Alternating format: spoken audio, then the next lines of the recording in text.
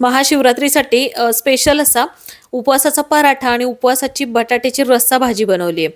टेस्टला खरंच खूप छान लागते. या पद्धतीने कधी जर भाजी बनवली नसेल तर नक्की ट्राय करा. सगळ्यात आधी मी 4 बटाटे उकडून घेतलेत. तर 2 बटाट्याची भाजी बनवून घेऊया. कढईमध्ये तूप घेतलंय, जिरं काढून घेतलंय आणि नंतर त्यावरती बटाट्याच्या फोडी ज्या आहेत त्या काढून घेतल्यात. परतून घेतल्यानंतर मीठ घातलं इथे आणि मिठावरती भाजलेल्या दाण्याचा कूट जो असतो भरडा तो 4 चमचे वापरलाय आणि लाल तिखट पावडर जी आहे ती घातली आहे. अर्धा ग्लास पाणी घालून मस्त दणदणून आपल्याला उकळी आणायची. ही भाजी इथंच तयार होते. यामध्ये अगदी छोटा गुळाचा खडा घातलाय.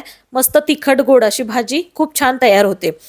पराठ्यासाठी साबुदाणा जो आहे तो मस्त खरपूस असा 5-6 मिनिटं भाजून घेतलाय.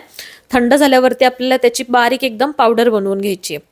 मिक्सरच्या लहान जारमध्ये मी इथं आलं, मिरची आणि जिरं जे आहे ते पण वाटून घेतलंय. 2 बटाटे जे आहेत उकडलेले ते पण किसून घेतलेत.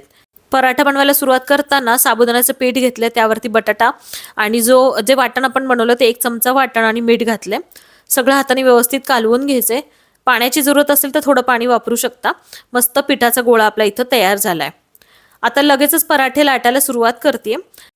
मध्यम असा पराठा जो आहे तो लाटून घेतलाय. छान आकारासाठी इथे झाकण जे आहे त्याच्याने आकार देते. मस्त गोलाकार जो पराठा आपला तयार झालाय तो आपण नॉनस्टिक पॅनमध्ये भाजून घेतोय. दोन्ही साईडला भाजून घ्यायचा आहे आणि नंतर आपण यावरती साजूक तूप सोडतोय. मस्त खरपूस हा पराठा जो आहे तो व्यवस्थित असा भाजून घ्यायचा.